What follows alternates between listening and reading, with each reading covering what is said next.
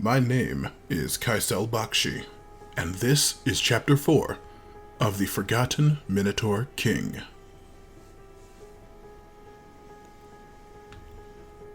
Dinge Pagus, eldest son of His Royal Highness, and next in line for the throne of Wolfkeep. He was a terrifying being of such gargantuan size and overt dynamism that they say on the battlefield he is often confused for some sort of ensorcelled toad demon, rather than the gifted offspring of our gracious and comparatively diminutive amphibian king Ludope Pagus. Tales of the young Dinge's prowess have spread far and wide outside of our kingdom, so far as to reach the flocculent ears of the legendary Regelicide Empire, resulting in his betrothment to their youngest princess, the beautiful Wallabunga Regelicide, a true tigress of a woman with quite the vehement reputation of her own.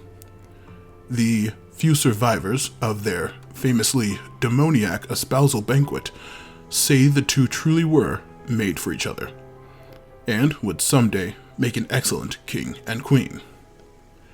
I preface this because I found myself on the receiving end of their ire while attempting to purchase traveling coach tickets in the Wolfkeep terminals, alongside my novel's transcriber, the half-dwarf Ahani Rawu, and my guardian, the mouseling Tristofe Myrink.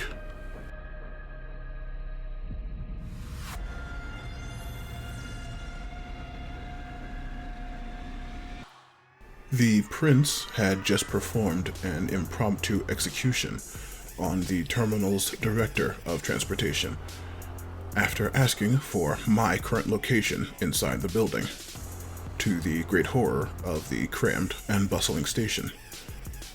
Screams and panic erupted all around the terminals. Many people began to run for the exits, while others prostrated themselves before the prince and princess. What proceeded to happen was an extended version of the moment I had recently witnessed at the Placid Penguin Tavern the previous night. The exits were suddenly flanked by what seemed like countless half-orc town's guard. They shoved the frightened patrons back into the ticketing areas, toppling many elders and children to the ground. The blonde-haired orkin that had nearly found me in the tavern stood adjacent to the prince and once again produced my job listing that contained an illustration of my face near the base. Right. Gather him up and find this traitor. The longer you take, the rougher we're getting. Understood? The surrounding guards began to roughly grab the faces of every man, woman, and child, regardless of age, race, or species. Every non-match was unceremoniously shoved aside as they made their way further into the building. Once again, I began to fear for my life, as I still had little understanding of why this was happening. Ahani tried her best to shrink behind her dictation pads, while still being diligent enough to record these events. Of course, the one to take charge in this demented situation was Myrink. She glanced at the ticket I had handed her before the prince's entrance, and gestured to the gate with the same numbering and lettering. Fortunately, it was located in the opposite direction of the gates the prince and Wallabunga bracketed. Grabbing both mine and Ahani's wrist, she began to shove herself through the panicking masses and make her way to the exit. As was expected, there was a single orkling there as well. This one looked slightly younger than the rest. Pockmarks and a somewhat witless expression across his face did little to undermine the intimidation radiating off of this youngling warrior. While he was distracted, face-checking commuter after commuter, Tristofe ran with all of her might and attempted to slip past the guard. Hey man, hold it. The adolescent half-orc reached out an arm quite suddenly, clotheslining Tristafe and capsizing Ahani and myself underneath her. The guard began inspecting Myrink's face, scrutinizing it with what seemed like a headache-inducing amount of concentration. He reached out a hand in an attempt to grab her face for a clear look. That was when Myrink unholstered her firearms from beneath her cloak and unleashed 4 rounds of explosive ammunition directly into the slow-witted guard's elbow. The arm went careening into the air, separated from his shoulder. I let out a terrified scream, and Myrink calmly slapped me across the face. While the half-orc arched away and yelped, Ahani stood up and ran past him, followed by Myrink dragging me by my scholarly robes through the exit of the terminals.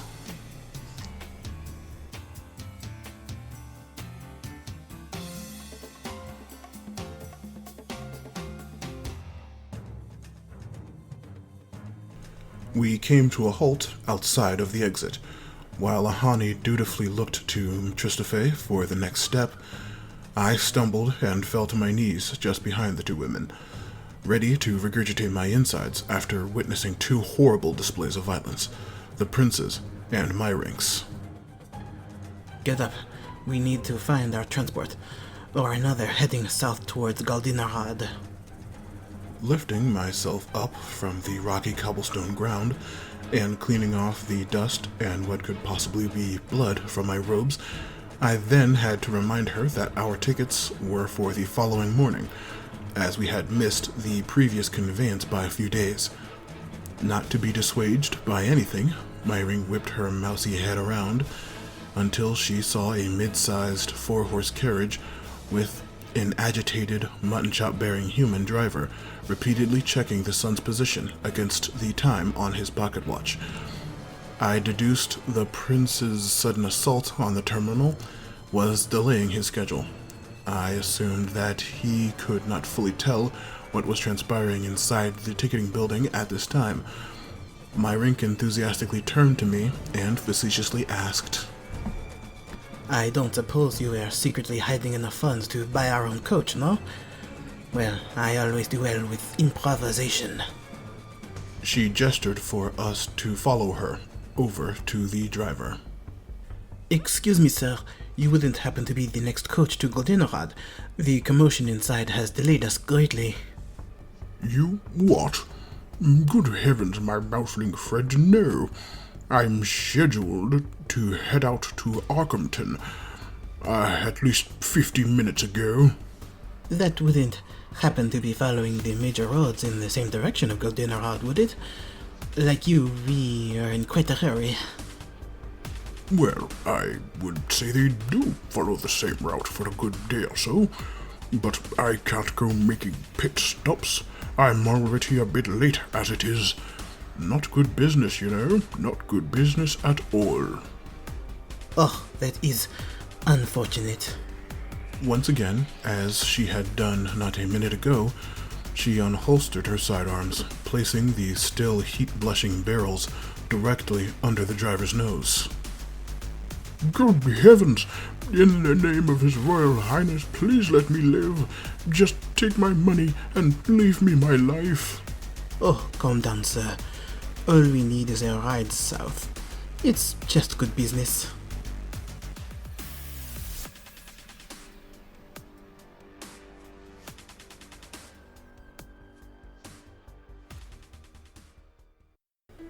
I was beginning to understand why Myrink had such a hefty bounty on the poster she had showed us when we agreed to hire her, and I was beginning to rethink if that was truly such a serendipitous occurrence. The commotion and screams of fear inside the terminals must have drowned out not only the 4 loud gun rounds fired indoors, but the pained shrieks of that guard as well. I believe this because not only had we found enough time to threaten the driver that was conveying us down the southern roads, but we also managed to get aboard his carriage, which had a beautifully upholstered 5-seater business class interior, to leave the station without pursuit. Tristafe Myrink sat in the front with a single gun trained on the man, switching whenever one arm became tired. She told Ahani and myself to get some rest because our turns at guard duty would be next, given the long journey ahead of us. I knew sleep would not come easy to me tonight, or if it ever would again. My head and heart were pounding like asynchronous drums. I felt on the verge of vomiting for hours. This horrid feeling compounded half a day into our journey once I realized that we had left Wolfkeep without any of our traveling or scholastic supplies. I stuck my head out of the side window of the carriage to voice these important concerns to Myrink in the driver's passenger seat. You really think it would have been in any way safe to return to your dormitory? Where do you think those thugs found the information about you heading to the terminals in the first place? That hadn't occurred to me.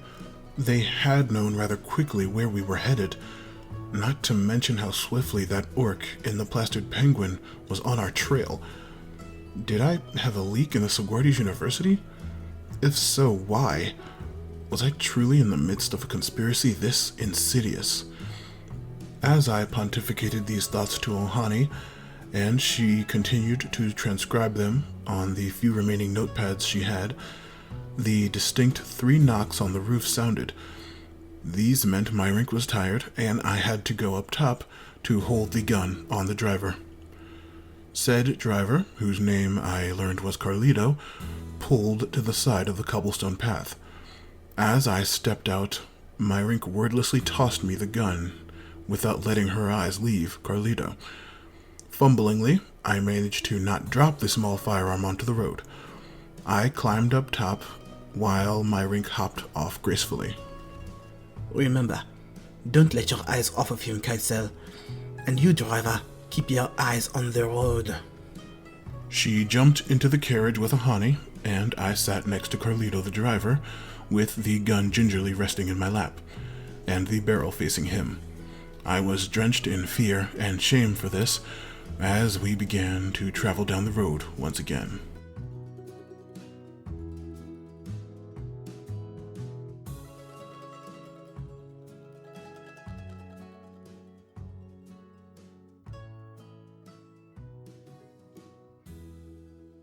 I say, gent, that rat girl you're traveling with is an awfully dangerous one, eh? Not like you, I should say. Judging by those robes, you look like a scholarly man. You know carriage theft is an act punishable by fates worse than death under His Royal Highness's laws. What could drive a man to such madness? Feeling terrible inside, I confided in him my journey. I traveled to Goldinerod to seek out information on the Minotaur King Krunturg. He wiped out the Royal Mindus family and took their throne, angering the Regelisad Empire, which our future queen is related to, hence the commotion at the terminals. Blimey, that was you and your lot. I can say I do believe that. Without warning, one of his hands lashed out for my gun. I panicked and whipped my hand away, nearly tossing the gun over the side of the carriage. I restabilized the firearm in both of my hands, steadied my nerves, and fixed it on Carlito with a fearful glare. Well, I had to try. Shakingly, I stared at him in silence for the next hour or so.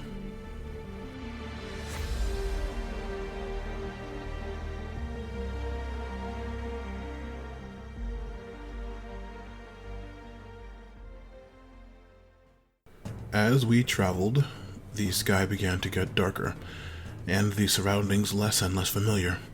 From the lush swamp forests surrounding Wolfkeep's outskirts, to flat and infinite dry plains.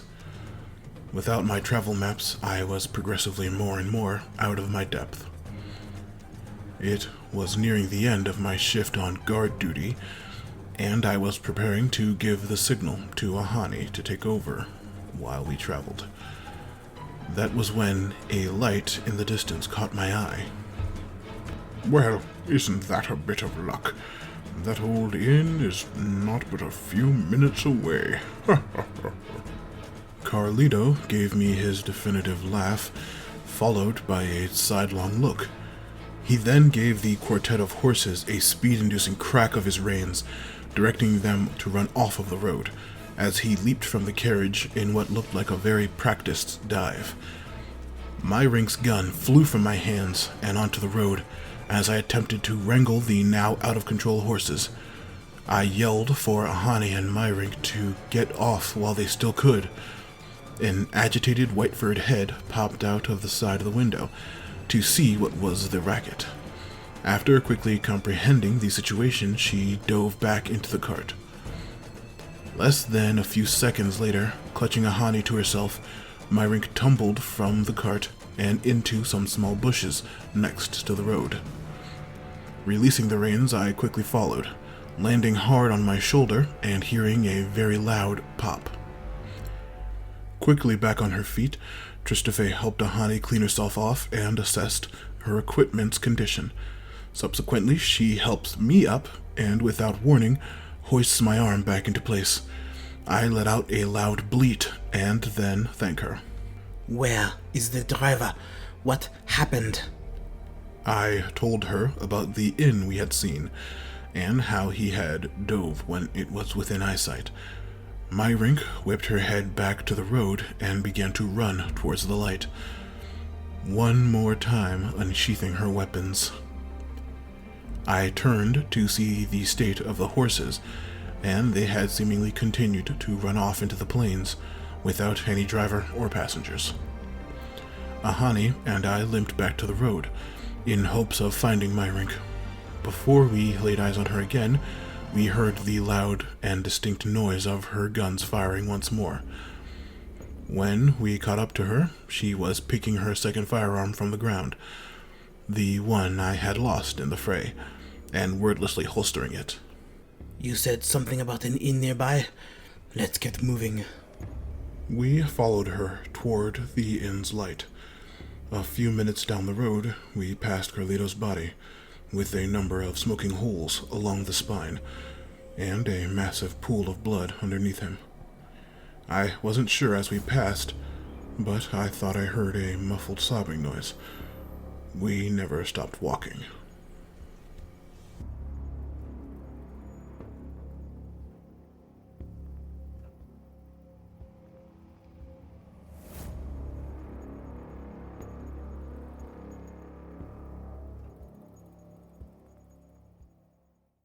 Battered, tattered, and close to tears, our party finally made it to the elusive inn in the distance. It looked like it had been carved from a single massive hillside, and the name of the establishment was the Snug Spinneret. We collapsed through the carved wooden doors, and the only one with strength enough to reach the clerk's desk was Tristafe. Please, your cheapest rooms. We are so exasperated. The clerk was a rotund and cheerfully maud Ariadrak, an urbane, spider-like race rarely seen outside of small desert communities. Her mid-thorax was very wide and covered in large, spiky black protrusions, and the majority of her abdomen was a bright and striking yellow. She wore a pristine blue apron across her frame. Her name tag said, "Acanthe Gast." Her mandibles twitched energetically as her four multi-segmented arms combed beneath the desk for keys. Well, what do you know? We don't get many visitors around these parts. You guys look pretty rough and tumble. Wouldn't happen to be adventurers now, would ya? Myrink looked back at Ahani and myself with a rather defunct expression, then turned back to face the spidery clerk and gave her a confirming nod. Oh, well, that's excellent.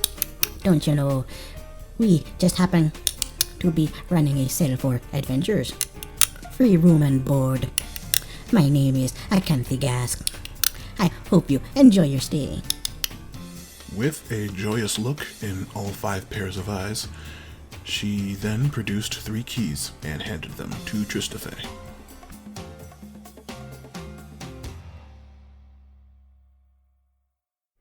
We managed to drag our nearly lifeless bodies to our respective rooms. Myrink chose the one closest to the entrance, should trouble follow us from Wolfkeep. Ahani took the next arrangements, and I entered mine furthest in the hotel. The inside of the hostel was less than decent compared to my university dormitory, much more damp and silent. But after all I had been through today, I didn't really care anymore. I slid myself into the mildly sticky bedding and finally drifted off to sleep. Maybe, if I was lucky, this would all blow over in the morning.